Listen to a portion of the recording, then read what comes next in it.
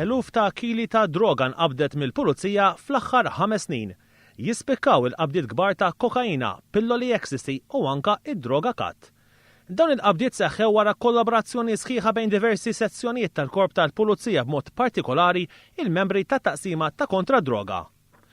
Bejn l-2008 u l-2012 il-pulizija qabdet mal-50 kilo kokaina bl-ikbar qabdiet isiru fl-2008.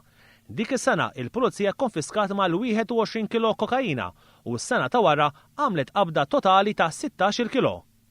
Qabdiet oħra sinifikanti kienu dawk ta' pilloli ecstasy.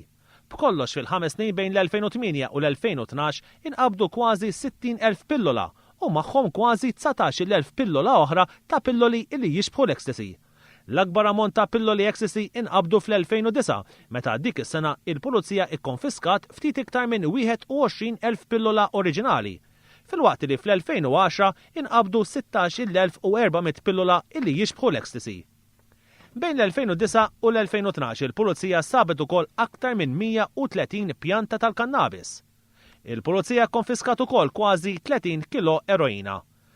Fost id-droga li ma kienx inkluża fil-listi ta' drogi kontrollati lokalment hemm il-kat.